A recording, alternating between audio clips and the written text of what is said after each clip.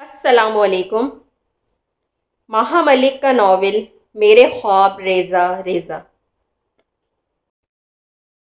کروٹ بدل کر اس نے سونے کی کوشش کی، لیکن پھر اسے گزشتہ رات کی باتیں یاد آنے لگیں۔ وہ تقریب جس میں اس نے سکندر علی کے بضد اصرار شرکت کی تھی، اس کی حریص نگاہوں والے مرد، داؤدی صاحب، اور پھر واپسی پر سکندر علی کی باتیں، سب کچھ اس کے دماغ میں گردش کرنے لگا۔ اس نے سختی سے آنکھیں بند کر لیں۔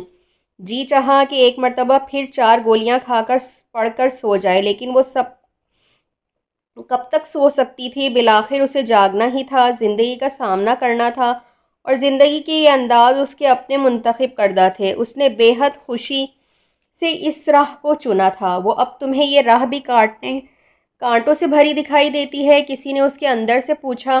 تم چاہتی کیا ہو زینب شاہ؟ تمہارے اندر سدا بیکل اور خالی ہی رہتا ہے۔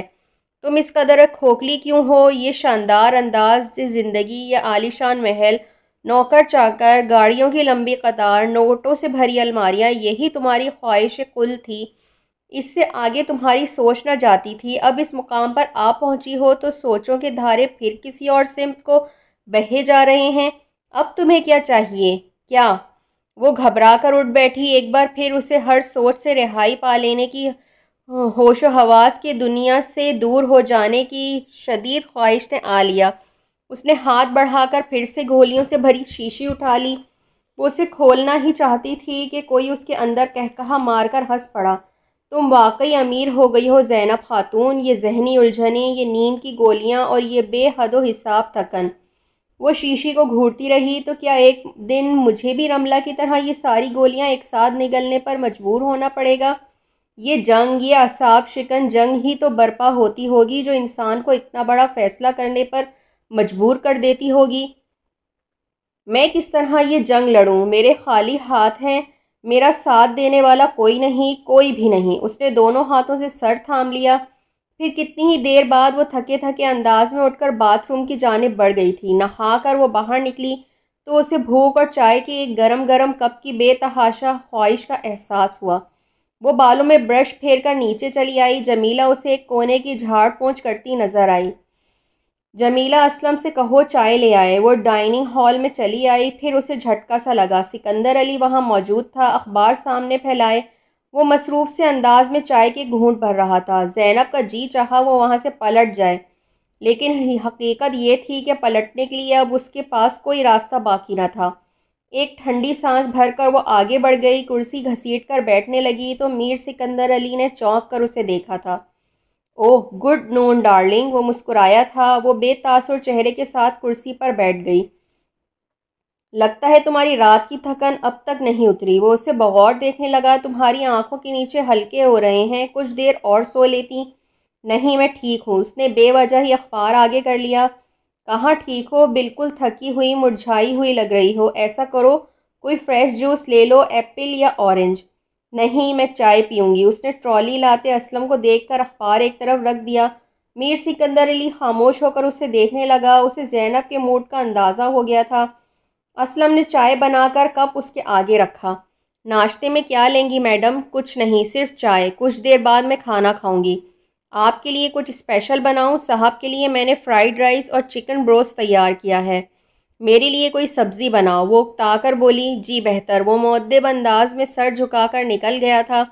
کیا بات ہے ڈارلنگ، تم شاید کچھ اچھا فیل نہیں کر رہی ہو، تھک گئی ہو یا طبیعت ٹھیک نہیں ہے؟ سکندر علی دونوں ہاتھ سمیٹ کر اپنے آگے میز پر ٹکاتے ہوئے پوچھنے لگا۔ وہ چائے کا گھونٹ بھر رہی تھی۔ گھونٹ بھر کر اس نے کپ پیٹ میں رکھ دیا اور خاموش بیٹھی رہی۔ سکندر علی کی بات کے جواب دینا اس نے زیادہ ضروری خیال نہ کیا تھا۔ زینب، اس کے لہجے میں ہلکا سا تحکم در آیا۔ کیا بات ہے؟ بتاؤ مجھے۔ کچھ بھی نہیں۔ کیا بات ہوئی ہے؟ وہ تلخی سے بولی، بس میرے سر میں کچھ درد سا ہے۔ درد کی وجہ ہی جاننا چاہتا ہوں۔ وہ کون سی بات ہے جو سوچ سوچ کر تم نے سر میں درد کر لیا ہے؟ یوں جہاں بھر سے بیزار اور ناراض دکھائی دے رہی ہو۔ اب تم زینب سکندر علی ہو، تمہیں خود اپنے رویوں کو چیک کرنا آنا چاہیے۔ موقع اور محل کے حساب سے رویے تشکیل دینا سیکھو۔ تم کوئی معمولی عورت نہیں ہو۔ آپ مجھے معمولی عورت ہی سمجھیں تو اچھا نہ ہوگا۔ اس نے طنز بھری التجا کی۔ مجھے غیر معمولی بننا نہیں آتا۔ تو سیکھو۔ سیکھو زینب خاتون، تمہارا آؤٹ لک غیر معمولی ہے۔ یہی آؤٹ لک تمہیں یہاں تک لانے کا باعث ہے، لیکن یہاں رہنے کے لیے ضروری ہے کہ تمہارے اندر بھی غیر معمولی ہو۔ تمہیں ہر طرح سے ایکسٹرا آرڈینری لک دینا ہے۔ کسے؟ وہ جل بھن کر بولی۔ ہر کسی کو۔ تم میری بیوی ہو، میرا دست راست ہو۔ اچھی بیویاں اپنے شوہر کی دست راست ہی ہوا کرتی ہیں، انہیں سپورٹ کرتی ہیں، ہر طرح سے ان کی ہیلپ کرتی ہیں۔ اس میں کیا برائی ہے؟ آپ مجھے بیوی بنا کر لائے تھے یا کامیابوں کی آسمان تک پہنچنے کی سیڑھی؟ اس کی آواز بھرا گئی۔ اور اگر ایسا کچھ تھا تو آپ پر لازم تھا کہ مجھے ہر طرح کی کنڈیشن سے آگاہ کر دیتے۔ میں نے آپ کو کچھ اور سمجھا تھا۔ میر سکندر علی کے چہرے پر ایک مرتبہ پھر وہی سرد پراسرار سمجھ میں نہ آنے والی مسکراہٹ نمودار ہوئی تھی۔ وہ چند لمحے وہی مسکراہٹ چہرے پر سجائے اسے دیکھتا رہا۔ ڈارلنگ، تم بہت ٹینس ہو رہی ہو، وہ بے حد نرم لہجے میں بولا تھا۔ شاید تم ٹھیک طرح سے میری بات سمجھ نہیں پا رہی ہو۔ چلو ہم اوپر کمرے میں چلتے ہیں، وہاں آرام سے بیٹھ کر بات کرتے ہیں۔ زینب بے حد بیزاری سے سست قدموں سے آگے بڑھی تھی۔ کمرے میں آ کر میر سکندر علی نے اے سی آن کیا اور بیڈ پر نیم دراز ہو گیا۔ زینب اپنی جگہ کھڑی لا تعلقی سے دیوار کو گھور رہی تھی۔ زینب، ادھر آؤ ڈارلنگ، وہ سگار سلگانے لگا۔ ہم کچھ ضروری باتیں کریں گے۔ تم بے حد بدگمان ہو رہی ہو۔ وہ آہستہ روی سے چلتی ہوئی اس تک پہنچی تھی۔ وہ اس سے قدرے فاصلے پر بیٹھ گئی تھی۔ یہاں میرے پاس آؤ، میں یہیں ٹھیک ہوں پلیز۔ دیکھو زینب، وہ چند لمحوں کے لیے سوچ میں گم ہوا تھا۔ تم جانتی ہو میں پہلے سے شادی شدہ ہوں۔ میری پہلی شادی کو 15 برس گزر چکے ہیں۔ ان 15 برسوں میں نے 2 شادیاں اور بھی کیں، لیکن وہ کامیاب نہ ہو سکیں۔ زینب اس بات پر بری طرح سے چونکی تھی۔ میر سکندر علی نے اس کے چونکنے کا کوئی نوٹس لیے بغیر اپنی بات جاری رکھی۔ دراصل زینب، ان 15 برسوں میں مضطرب اور غیر مطمئن رہا۔ ایک عورت کا جو خاکہ میرے ذہن میں تھا، جس طرح کی عورت کو میں خواہش مند تھا، وہ مجھے نہ مل سکی۔ ایسی عورت جو مسحور کر ڈالنے کا فن جانتی ہو، مقابل کو ہوش و حواس کی پہلی نگاہ میں اپنی مضبوط گرفت میں لے اور پھر اپنی مرضی سے آزاد کرے، ایسی عورت مجھے نہ مل سکی۔ یہ میری اپنی خواہش تھی، پھر یہ خواہش میری ضرورت بھی بنتی چلی گئی۔ دراصل یہ جو بزنس ہوتا ہے نا زینب، اس میں بڑے داؤ پیچ ہوتے ہیں۔ شطرنج کا کھیل ہوتا ہے یہ، کب کہاں کون سا مہرہ آگے بڑھانا ہے، کب کہاں کسے شے دینی ہے، یہ سب کچھ اس کھیل میں آنا ضروری ہے۔ جسے یہ گیم نہیں آتا وہ آگے بڑھنے کی صلاحیت کھوتا چلا جاتا ہے۔ تو میں یہ کہہ رہا تھا کہ ایک ساحر عورت کی قربت میں میری خواہش تو تھی ہی، یہ میری ضرورت بھی بن گئی۔ ایسی عورت جو میرے بزنس کو بڑھانے میں بھی میرا ہاتھ بٹا سکے، جو میرے بند تالوں کی چابی بھی بن سکے، جو صرف میرا بیڈ روم شیئر نہ کرتی ہو، میری لائف کا ہر پارٹ شیئر کرے۔ وہ چند لمحوں کے لیے خاموش ہوا۔ میری تلاش ایک پیاس بنتی چلی گئی۔ میری پہلی بیوی میرے خاندان کی ہے، وہ نہ میری پسند تھی، نہ محبت، نہ چوائس۔ وہ محض ایک مجبوری تھی، ایک رسم جسے ادا کرنا ضروری تھا۔ اسی لیے ہمارا تعلق بھی بہت رسمی سا ہے۔ میرے 3 بچے ہیں، میں ان سے ملنے وہاں جاتا ہوں تو اس سے بھی ملتا ہوں۔ کبھی اتفاق ہوا تو اس کو تمہیں ملوا بھی دوں گا۔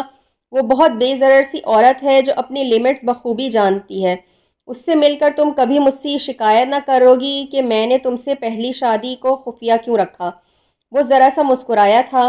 اس کے بعد میں نے 2 شادیاں کیں، وہ دونوں بہت خوبصورت تھیں، میرے اشارے پر ہر کام کرنے پر تیار بھی رہتی تھیں، لیکن ان دونوں میں ہی ایک بڑی خامی تھی۔ وہ بالکل بے تاثر تھیں، مشینی عورت۔ ان میں جذبات اور احساسات کی کمی تھی۔ ایسی عورتوں سے مرد کا جی بہت جلدی ابھر جاتا ہے۔ وہ نہ مجھے زیادہ لبھا سکی، نہ کسی اور کو۔ ایک خوبصورت مجسمہ کسی کو کس قدر متاثر کر سکتا ہے۔ ہاں، پھر مجھے تم ملی۔ تمہیں دیکھ کر میں نے جانا کہ بس میری تلاش تمام ہوئی۔ یہی ہے وہ ساحر عورت جو میرے ہر سوال کا جواب بن سکتی ہے۔ زینب، تم نہ صرف بے حد حسین ہو، بلکہ تمہاری آنکھوں میں جو حسین گہرائی ہے، تمہاری آواز میں جو گداز ہے، وہ کسی پتھر کے بت میں بھی جان ڈال سکتا ہے۔ تم تاثرات سے بھی مالا مال ہو۔ جانتی ہو زینب، صبح سے داؤدی کے 3 فون آ چکے ہیں، اور یہ وہ شخص ہے جسے فون کر کر کے میں تھک گیا تھا، جو کبھی دستیاب ہی نہ ہوتا ہے۔ کیا یہ ایک بہت بڑی کامیابی نہیں؟ یہ تمہاری کامیابی ہے، میری کامیابی ہے، ہماری مشترکہ کامیابی ہے۔ ہم لائف پارٹنر ہیں، ہمیں ہر موقع پر ایک دوسرے کے ساتھ دینا چاہیے، ہمیں ایک دوسرے کی پہچان ہونے چاہیے۔ اس داؤدی سے تمہارا 1-2 ملاقاتیں اور ہوں گی، اور میرے برسوں کا اٹکا ہوا کام یوں چٹکی بجاتے ہو جائے گا۔ بس اپنے بزنس میں تمہارا اتنا شیئر چاہتا ہوں، تو اس میں کیا برائی ہے؟ اگر کوئی برائی ہے تو مجھے بتاؤ۔ عورت تو چھوٹے سے کام کہ بڑے سے بڑے پیمانے تک اپنے شوہر کے ایسے کام کرتی ہی رہی ہے۔ تم اتنی چھوٹی سی بات کو لے کر بیٹھ گئی ہو، خود کو بیمار کر لیا ہے۔ کس قدر اسٹوپڈ سی بات ہے۔ خود کو نکھارو زینب، اپنی صلاحیتوں کو قتل مت کرو، اتنی چھوٹی ذہنیت کا مظاہرہ مت کرو۔ تم کیا بن سکتی ہو تمہیں خود کو علم نہیں ہے، سمجھ رہی ہو میری بات؟ اس نے بس یوں ہی سر ہلا دیا۔ 1-2 دن میں ایک پارٹی ارینج کر رہا ہوں، نو ڈاؤٹ کہ اس میں داؤدی بھی ہوگا، بلکہ یوں سمجھو کہ یہ پارٹی ہوگی ہی اس کے لیے تمہیں اس بندے کو ڈیل کرنا ہے۔ زینب نے کاٹ دار نظروں سے اس کی جانب دیکھا، لیکن وہ کہیں اور دیکھ رہا تھا۔ مجھے کیا کرنا ہوگا؟ زیادہ کچھ نہیں، بس چند چکنی چپڑی باتیں کر کے میرا کام کا ذکر نکال لینا۔ وہ تمہیں انکار کر دے، سوال ہی پیدا نہیں ہوتا، اور اس کے بدلے میں اگر اس نے مجھ سے کوئی فرمائش کی پھر؟ اس کا تلخ انداز ہو رہا تھا۔ میر سکندر علی مسکرا دیا۔ یہی تو کہہ رہا ہوں میں، حسین تو تم ہو ہی، ذہین بھی بن جاؤ تو 2 آشتہ شراب کی مانند ہو جاؤ گی۔ کس بندے کو کس طرح ڈیل کرنا ہے، کسے کہاں تک لے کر جانا ہے، کتنی لفٹ کرانی ہے، یہ سب گر تمہیں آنے چاہیے۔ دیکھنا چاہو تو دیکھنا زینب، تم کہاں سے کہاں جا پہنچو گی۔ اچانک ہی فون کی بیل نے ان دونوں کو چونکا دیا تھا۔ سکندر علی نے ریسیور اٹھایا تھا۔ ہاں افندی، سکندر بات کر رہا ہوں۔ وہ فون پر مصروف ہو گیا۔ زینب خاموشی سے اٹھ کر کمرے سے نکل آئی تھی۔ سکندر علی کی ہر بات کا مطلب اس نے بخوبی سمجھا تھا۔ وہ اس کی زندگی میں اپنا حصہ اور اپنا کردار بخوبی سمجھ گئی تھی۔ وہ شطرنج کا کھلاڑی تھا اور اپنے لیے کام کے مہروں کا انتخاب کرتا رہتا تھا۔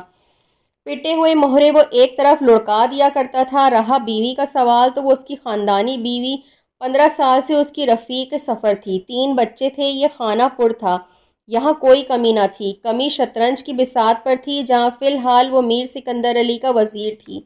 اگر وہ بھی پٹ جاتی تو اسے بھی پہلے مہروں کی مانند ایک طرف کر دیا جاتا۔ وہ لان کی طرف اترتی سیڑھیوں پر آ بیٹھی۔ تم نے لکھا تھا احسن کہ خدا مجھے وہ سب کچھ دے جو تمہاری ہمراہی میں مجھے نہ مل سکا۔ دیکھو آج مجھے وہ سب کچھ مل رہا ہے، وہ سب کچھ تمہاری بددعا پوری ہوئی۔ ایک بار پھر اس کی ہتھیلیاں نم ہو گئی تھیں، ایک بار پھر دل دھڑکنے لگا تھا۔ احسن ایاز کا خیال رگوں پے میں سنسناہٹ بن کر دوڑ رہا تھا۔ ایک بار پھر وہ تمام رات سو نہ سکی تھی۔ پہلے اس نے سلیپنگ پلز کھانی چاہی، پھر خوفزدہ ہو کر اپنا ارادہ بدل دیا۔ وہ اس نشے کی عادی ہونا نہ چاہتی تھی۔ اس کے ذہن میں اس شیشی کو دیکھتے ہی رملہ کا چہرہ گھومنے لگتا تھا۔ رملہ کا سفید کفن میں لپٹا ہوا سیاہ چہرہ، اس کے نیلے ہونٹ دیکھ کر محسوس ہوتا تھا جیسے اسے کسی زہریلے ناگ نے ڈسا ہو، اور سچ ہی تو تھا، اس کی موت زہریلے ناگ کے ڈسنے سے ہی واقع ہوئی تھی۔ زینب کو اپنی گردن کے گرد اسی رنگ کے چکنے سیاہ وجود کا حلقہ محسوس ہوتا تھا۔ اسے رملہ کی سی عبرتناک موت سے خوف آتا تھا۔ اس نے وہ شیشی کھڑکی سے باہر پھینک دی تھی۔ وہ اذیتناک راتیں جاگ کر گزار سکتی تھی، لیکن رملہ کی سی موت کا تصور بے حد بھیانک تھا۔ سویرے وہ جلدی بستر سے اٹھ کھڑی ہوئی۔ ساری رات کروٹیں بدل بدل کر اس کی کمر دکھنے لگی تھی، سر میں درد محسوس ہو رہا تھا۔ وہ نہا کر نیچے چلی آئی۔ سکندر علی دیر ہوئی جا چکا تھا۔ وہ چائے کا کپ پیتے ہوئے اپنے دن گزارنے کا متعلق سوچنے لگی۔ زندگی نے جو بھی رخ اختیار کیا تھا، اگر وہ رملہ جیسی موت مرنا نہیں چاہتی تھی تو پھر اسے زندگی کو اسی طرح سے جینا تھا۔ بے دلی سے اس نے تھوڑا بہت ناشتہ کیا اور ڈرائیور کو گاڑی نکالنے کا کہہ کر کمرے میں چلی آئی۔ تیار ہو کر اس نے اپنا پرس ہرے اور نیلے نوٹوں سے بھرا اور نیچے آ گئی۔ وہ شاپنگ کرنا چاہتی تھی، حالانکہ کچھ خریدنے کے لیے اس کے ذہن میں کوئی پلان نہ تھا، نہ اسے یہ علم تھا کہ اسے کس چیز کی ضرورت تھی۔ پھر بھی وہ اب خود کو مصروف رکھنا چاہتی تھی۔ کتنی ہی دیر وہ بے مقصد دکانوں پر پھرتی رہی، لیکن کوئی ایک شے بھی خریدنے پر وہ خود کو آمادہ نہ کر سکی۔ اسے کیا چاہیے تھا؟ شادی سے قبل اس نے سکندر علی کے ساتھ بے تھکان شاپنگ کی تھی۔ اس کی الماریاں نئے ان چھوئے کپڑوں سے اٹی پڑی تھیں۔ جولری اس کے پاس ڈھیروں کے حساب سے تھی۔ کاسمیٹک کا ڈھیر بنا استعمال کیے ڈریسنگ ٹیبل کے درازوں میں بھرا پڑا تھا۔ اسے کیا چاہیے تھا؟ وہ گھنٹہ بھر دکانوں میں پھرنے کے باوجود نہ جان سکی۔ اسے ہر شے نظروں سے اتری ہوئی محسوس ہوتی تھی، کسی چیز کی کوئی قیمت ہی نہ تھی۔ شاپنگ مال کی سیڑھیاں اترتے ہوئے اس نے ایک بھکارن اور اس کے گرد جمع بچوں کے ڈھیر کو دیکھا جو روٹی کے ٹکڑوں پر جھگڑا کر رہے تھے۔ وہ لمحہ بھر کے لیے ان کے پاس رکی تھی۔ اپنا پرس کھول کر اس نے مٹھی بھر نوٹ نکال کر اس بھکارن کے گود میں ڈال دیے۔ اس کا دل ذرا سی خوشی، تھوڑی سی مسکراہٹ کے لیے ترس رہا تھا۔ وہ گاڑی کے قریب آ کر رکی تو ڈرائیور نے اس کے لیے احترام سے دروازہ کھولا۔ زینب بیٹھنا چاہتی تھی کہ یکایک اس کا دل تیزی سے دھڑکنے لگا، سانسیں بے ترتیب ہونے لگیں۔ ایک آدمی اس سے کافی فاصلے پر جا رہا تھا، اس کے پیر میں کچھ خرابی تھی، وہ اسٹک کے سہارے چل رہا تھا۔ پیچھے سے وہ بالکل احسن لگ رہا تھا۔ لمحے بھر میں وہ جیسے ہوش و حواس سے بیگانہ ہو کر اس کے پیچھے دوڑی تھی۔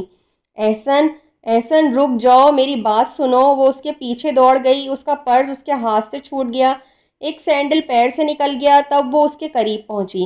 احسن، وہ اس کا بازو تھام کر پھولتی ہوئی سانسوں کے درمیان بولی تھی۔ پھر کرنٹ کھا کر وہ پیچھے ہٹی۔ وہ بلا شبہ کوئی اور تھا۔ جی، وہ حیرانی سے اس خوش لباس مگر مخبوط الحواس نظر آتی عورت کو دیکھنے لگا۔ معاف کیجیے گا۔ وہ پیچھے مڑ گئی۔ اس نے رستے میں رک کر اپنا سینڈل پہنا، پرس اٹھایا۔ تب تک ڈرائیور گاڑی پارکنگ سے نکال کر لا چکا تھا۔ اس نے گاڑی زینب کے قریب لا کر کھڑی کی، اتر کر پچھلا دروازہ کھولا۔ وہ خود بھی بے حد حیران نظر آ رہا تھا، لیکن کچھ بھی پوچھنے سے اس نے گریز کیا تھا۔ وہ گاڑی میں بیٹھی تو اسے احساس ہوا اس کے پیر میں کچھ چبھ گیا تھا، ٹیس سے اٹھ رہی تھی، اس کا دل بھر بھر آ رہا تھا۔ احساس بے بسی، احساس زیاں بڑی شدت سے اس کے اندر گھر کر رہا تھا۔ میڈم، کہاں چلوں؟ ڈرائیور شاید بڑی دیر سے پوچھ رہا تھا۔ وہ چونک اٹھی۔ اب کہاں جائیں؟ کہاں دو پل کو رکیں؟ کہاں دل کا بوجھ ہلکا کرے؟ اس کے ذہن میں شہر کے سارے رستے بننے اور بگڑنے لگے۔ رملہ بی بی کے گھر چلو۔ پھر اس نے بھرائی ہوئی آواز میں کہا۔ رملہ بی بی؟ ڈرائیور کو اچنبھا ہوا تھا۔ لیکن میڈم، اس نے کچھ کہنا چاہا تھا، لیکن زینب نے اس کی بات کاٹ دی۔ میں جانتی ہوں، سب علم ہے مجھے، تم وہیں لے چلو۔ بہتر۔ گاڑی انہی رستوں پر دوڑنے لگی۔ زینب نے آنکھیں بند کر کے اپنا سر سیٹ کی پشت سے ٹکا دیا۔ اس کے ذہن میں اپنا اور رملہ کا گھر گھومنے لگا تھا۔ وہاں کی یادیں بگولوں کی مانند اس کے وجود کے صحرا سے ٹکرانے لگیں۔ زینو، زینو، ایک مناسب لب و لہجہ کانوں میں رس گھولنے لگا تھا۔ کیا کر رہی ہو یار؟ زین، اچھا ہوا تم آ گئیں، میں کتنا بور ہو رہی تھی۔ رملہ کی چہکتی ہوئی آواز آئی۔ جینو بی بی، کتنا اچھا لگتا ہے یہ نام تم پر۔ آج سے میں بھی تمہیں جینو کہوں گا۔ گاڑی رکی تو اس نے آنکھیں کھول دیں۔ اسے احساس ہوا اس کے گال آنسوؤں سے بھیگے ہوئے تھے۔ اس نے پرس سے ٹشو نکال کر گالوں پر پھیرا اور گاڑی سے اتر آئی۔ میرا انتظار کرو، میں ابھی آتی ہوں، وہ ڈرائیور سے کہہ کر آگے بڑھ گئی۔ اسے علم نہ تھا ان گھروں میں اب کون بستا تھا، بستا بھی تھا یا اب تک خالی اور ویران تھے۔ وہ تو بس ان در و دیوار کو ایک نظر دیکھنے کی خواہش مند میں لیے وہاں چلی آئی تھی۔ دروازے پر رک کر اس نے کال بیل کا بٹن پش کیا۔ چند لمحوں میں ہی دروازہ کھل گیا تھا۔ ایک جوان خوش شکل لڑکی نے سر باہر نکالا، پھر اسے دیکھ کر اس نے دروازہ پورا کھول دیا۔ جی، وہ حیران نگاہوں سے اسے دیکھ رہی تھی۔ وہ ایک لمحے کے لیے جھجکی۔ میں اندر آ سکتی ہوں؟ جی ضرور۔ وہ ایک طرف کو ہٹ گئی۔ تشریف لائیے۔ زینب اندر داخل ہوئی تو اس کے دل کو عجیب کیفیت تھی۔ وہ آہستہ آہستہ چلتی ہوئی پورے گھر میں پھرنے لگی۔ اس کا کمرہ، لاؤنج، کچن، کوئی بھی جگہ نگاہ کو مانوس نہیں لگتی تھی۔ ان لوگوں نے بہت مختل انداز میں گھر سیٹ کیا تھا۔ یہ وہ گھر نہ تھا جس کی تلاش میں وہ چلی آئی تھی۔ وہ گھر اب دنیا کے نقشے پر کہیں بھی نہیں تھا، نہ کبھی اب اپنے گھر کا دوبارہ وجود میں آنا ممکن تھا۔ وہ راہ میں پڑی ایک کرسی پر بیٹھ کر سسکنے لگی۔ کوئی اس کے اندر زور زور سے ہنسنے لگا تھا۔ رو رہی ہو زینب شاہ؟ اب روتی ہو؟ اپنی آنکھوں کو خشک کر لو، تمہیں اب رونے کی ضرورت نہیں، اب تمہارا مقدر رو رہا ہے۔ وہ لڑکی بے حد پریشانی کے عالم میں اسے دیکھ رہی تھی۔ پھر وہ لپک کر گئی اور اسکواش سے بھرا جگ اور گلاس لے آئی۔ آپ یہ پی لیں، طبیعت سنبھل جائے گی۔ زینب نے ایک نگاہ اس کے مہربان نرم نقوش سے سجی صورت پر ڈالا، پھر اس کے ہاتھ سے گلاس لے لیا۔ گھونٹ گھونٹ کر کے وہ ٹھنڈا شربت اپنے اندر اتارنے لگی۔ طبیعت واقعی سنبھلنے لگی تھی۔ آپ کو کسی کی تلاش ہے کیا؟ وہ لڑکی متجسس نظروں سے اس کا جائزہ لے رہی تھی۔ تلاش؟ وہ بڑبڑائی۔ میں سایوں کا پیچھا کر رہی ہوں، اس تلاش کو کیا نام دوں؟ پھر اس نے ایک نگاہ اس پر ڈالی۔ سادہ سے لباس میں بھی اس کی شگفتگی بہت نمایاں تھی۔ بنا کسی میک اپ کے سادہ سے چہرے میں ایک خاص جاذبیت تھی۔ اس کی آنکھوں میں بے تحاشا چمک تھی۔ کیا نام ہے تمہارا؟ فائزہ، وہ مسکرائی۔ اور یہاں کون کون رہتا ہے؟ وہ ادھر ادھر دیکھنے لگی۔ میں اور میرے شوہر۔ اس کے لبوں پر مدھم مسکان ناچنے لگی۔ ہماری شادی کو ابھی سال بھر ہوا ہے تو ان کا ٹرانسفر یہاں ہو گیا۔ پہلے ہم ان کی خالہ کے گھر تھے، ابھی مہینہ بھر پہلے یہاں شفٹ ہوئے ہیں۔ اکیلی ہوتی ہو سارا دن؟ وہ غائب دماغی سے پوچھنے لگی۔ جی، لیکن کاموں میں مصروف رہتی ہوں، دن گزرنے کا پتہ بھی نہیں چلتا، شام کو وہ آ جاتے ہیں۔ اس کے لبوں پر پھر مسکراہٹ دوڑ گئی۔ پھر ہم گھومنے نکل جاتے ہیں۔ زینب کے دل سے ایک آہ نکلی، اس کے پورے جسم میں درد کی ایک لہر دوڑ گئی۔ یہی جنت تھی جہاں کبھی وہ آباد تھی۔ اس نے اپنی جنت کو اپنے ہاتھوں آگ لگائی تھی۔ تم لڑتی تو نہیں ہو اپنے شوہر سے؟ اس نے رندھی ہوئی آواز میں پوچھا تھا۔ جی، وہ لمحے بھر کو حیران ہوئی۔ نہیں تو، ہماری تو کبھی لڑائی نہیں ہوئی۔ زینب کا جی چاہا وہ اپنا سب کچھ دے کر بھی اس خوش قسمت لڑکی سے اپنی قسمت بدل لے، اس کے آگے ہاتھ جوڑے، اس کے پیروں پر اپنا سر رکھ دے، اس کا دامن تھام کر التجا کرے کہ خدا کا واسطہ مجھ سے اپنا نصیب بدل لو۔ اس کے آنسو ایک مرتبہ پھر اس کی گالوں پر رواں ہو گئے۔ آپ بہت دکھی لگتی ہیں۔ فائزہ تعصب سے اسے دیکھنے لگی۔ اپنے بارے میں کچھ بتائیں، یہاں آپ کی کوئی ریلیٹو رہتے تھے؟ آپ کس کی تلاش میں یہاں آئی ہیں؟ اس گھر سے کیا تعلق ہے آپ کا؟ نرم لہجے میں اس نے بے شمار باتیں پوچھ ڈالیں اور بڑی زندہ دل سی چہکنے والی لڑکی لگتی تھی۔ میرا کسی شخص سے، کسی گھر سے کوئی تعلق نہیں۔ وہ خلاؤں میں تکنے لگی۔ مجھ سا بد نصیب اس پوری دنیا میں کوئی نہیں۔ تعجب ہے، اسے یوں دیکھنے لگی جیسے اس کی صحیح دماغی پر اسے شک ہو۔ کیوں، اس میں تعجب کی کیا بات ہے؟ وہ دکھ سے مسکرائی۔ آپ تو بہت خوش قسمت لگتی ہیں، اتنی خوبصورت ہیں آپ، اس قدر ویل ڈریسڈ۔ باہر آپ کی شاندار گاڑی کھڑی ہے، میں تو آپ کو دیکھتے ہی مروب ہو گئی تھی، اور آپ خود کو بد نصیب کہہ رہی ہیں۔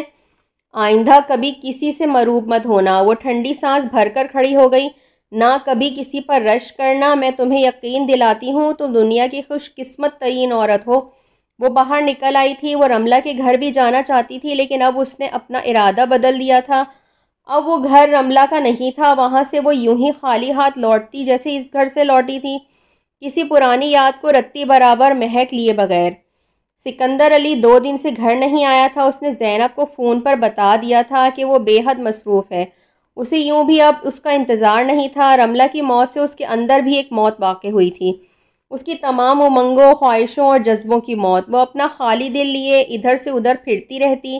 اس شام وہ لون میں بیٹھی اس بے دلی سے چائے کے گھونٹ بھر رہی تھی جب چوکیدار نے گیٹ واک کر کے کسی گاڑی کو اندر آنے کا رستہ دیا۔ ایک چمکتی ہوئی بڑی سی گاڑی پورٹیکیو میں رکی تھی۔ باوردی ڈرائیور نے اتر کر دروازے کھولے۔ زینب بڑی توجہ سے اسی طرف ہی دیکھ رہی تھی۔ اس نے اس سے ایک عورت 2 لڑکیوں کو اترتے ہوئے دیکھا۔ وہ ملازم سے شاید اسی کی بابت دریافت کر رہی تھیں۔ وہ کچھ پریشانی کے سیالہ میں اٹھ کر کھڑی ہو گئی۔ وہ لوگ ملازم کی میت میں اسی کی طرف آ رہے تھے۔ میڈم، یہ ملازم نے کچھ کہنا چاہا تھا۔ اس عورت نے ہاتھ اٹھا کر اسے روک دیا۔ تم جاؤ، ہم اپنا تعارف کروا لیں گے۔ جی بیگم صاحبہ۔ وہ پلٹ گیا۔ زینب حیرانی سے ان تینوں کو دیکھنے لگی۔ وہ تقریباً 40 برس کی ایک فربہ اندام عورت تھی۔ اس نے ایک بیش قیمتی ساڑی زیب تن کی ہوئی تھی، گردن میں موٹی سی چین اور کانوں میں جڑاؤ بندے تھے۔ ہاتھوں کی سب انگلیاں قیمتی پتھروں کی انگوٹھیوں سے مزین تھیں۔ دونوں لڑکیوں نے مغربی انداز کے لباس زیب تن کیے ہوئے تھے۔ ان کے کٹے ہوئے بال شانوں پر جھول رہے تھے۔ چھوٹی لڑکی ہو بہو سکندر علی کی کاپی تھی۔ بیٹھیے، اس نے کرسی کی جانب اشارہ کیا۔ پہچان گئی ہو؟ وہ عورت تمسخر سے مسکرائی تھی۔ جی، وہ رسانیت سے بولی۔ ہم نے سوچا کہ اسے دیکھ آئیں، جس کے چرچے ساری دنیا میں ہیں۔ وہ کرسی پر برجمان ہوتے ہوئے بولی۔ لڑکیوں کو بھی بڑا شوق تھا تمہیں دیکھنے کا۔ وہاں حویلی میں جو بھی آتا ہے تمہارے حسن کے قصیدے پڑھتا ہے۔ ہاں ٹھیک ہے، حسین ہو۔ اس نے زینب کو نظروں ہی نظروں میں تول کر گویا حسین ہونے کی سند دی تھی۔ لیکن تم نے سنا ہوگا حسن 4 دنوں کا ساتھی ہے۔ وہ پھر تمسخر سے مسکرائی۔ میں آپ کا مطلب نہیں سمجھی۔ اس کی پیشانی پر شکنیں ابھریں۔ سمجھ جاؤ گی، سمجھ جاؤ گی، 4 دن گزریں گے تو سب سمجھ جاؤ گی۔ خیر، مجھے شمسہ کہتے ہیں۔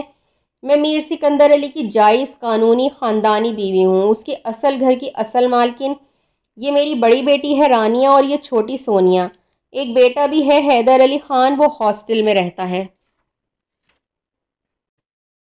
اس کا لہجہ، اس کی آواز، اس کے الفاظ نخوت سے بھرا ہوا تھا۔ زینب اس کا چہرہ دیکھنے لگی۔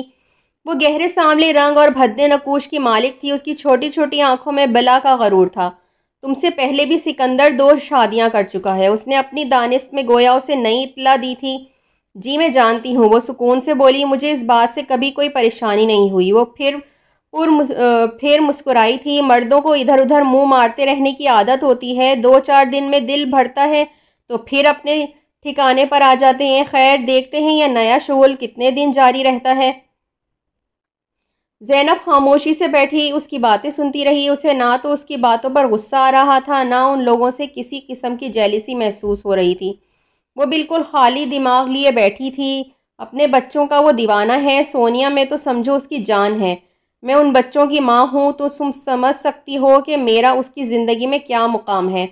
یہ تو بس وہ حسن کا رسیہ ہے، اسی لیے کبھی کبھار۔ حسن کا رسیہ ہو کر بھی آپ سے شادی کر لی؟ وہ بڑے پرسکون انداز میں بولی تھی۔ شمسہ بیگم کا چہرہ لمحوں میں سیاہ ہو گیا۔ مجھ سے شادی اس نے اپنی خواہش سے کی۔ یہ دولت جس کی چمک دکھا کر وہ تم جیسی عورتوں کو حاصل کرتا ہے، یہ ساری دولت میری ہے، روپیہ پیسہ میرا ہے۔ میں اپنے ساتھ اپنے بابا کے ڈھیروں جائیداد لے کر آئی تھی، جس کے بل بوتے پر آج وہ نہ صرف خود عیش کر رہا ہے بلکہ تم جیسیوں کو بھی کروا رہا ہے۔ چھوڑے نا ممی، بس اب چلتے ہیں، رانیہ اکتا کر بولی تھی۔ اپنے حسن پر بہت ناز ہے تمہیں۔ شمسہ بیگم بپھر چکی تھیں۔ ذرا ایک بچہ تو پیدا کر کے دکھاؤ تو میں جانوں۔ اس نے مجھ سے وعدہ کیا ہے وہ کبھی بھی اپنی اولاد 2-2 ٹکے کی عورتوں کی کوکھ سے پیدا نہیں کروائے گا۔ زینب کا چہرہ سرخ ہو گیا۔ آپ لوگ جا سکتی ہیں، وہ پھر بھی خود پر قابو پا کر سکون سے بولی۔ ہا ہا ہا۔ شمسہ بیگم تمسخرانہ ہنسی ہنس دیں۔ 4 دن کی چاندنی، کچھ دن بعد ہم پھر اسی گھر میں کسی اور حسین چہرے کو دیکھنے آئیں گے، وہ بھی شاید یہی کہے، کر لو عیش بی بی، جتنی کر سکتی ہو، چلو لڑکیوں۔ وہ تینوں کھڑی ہو کر اپنی گاڑی کی جانب بڑھ گئیں۔ باوردی ڈرائیور نے دروازے وا کیے، چوکیدار نے گیٹ کھولا اور گاڑی برق رفتاری سے باہر نکل گئی۔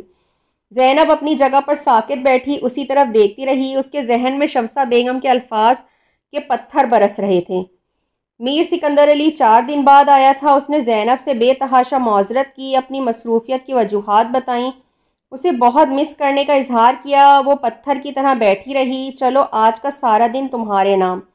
وہ اس کے شانوں پر ہلکا سا دباؤ ڈالتے ہوئے بولا، ہم پورا دن ساتھ گزاریں گے، شام کو فریش ہو کر گھومنے چلیں گے، تم اپنے لیے جو چاہو خریدنا، پھر ہم تمہاری پسندیدہ جگہ سے ڈنر بھی کریں گے، ٹھیک ہے؟ اس نے دھیرے سے اس کی رخسار کو چھوا۔ اس نے محض اسبات میں سر ہلا دیا۔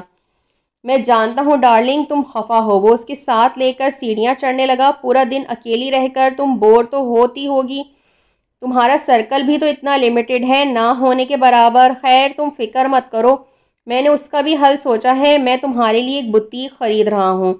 میرے لیے؟ اس نے قدرے حیرانی سے اسے دیکھا۔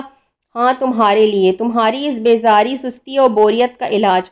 تم اسے چلاؤ گی، اس سے تمہارا ذہن بھی شارپ ہوگا، بزنس کے اسرار و رموز تمہاری سمجھ میں آنے لگیں گے۔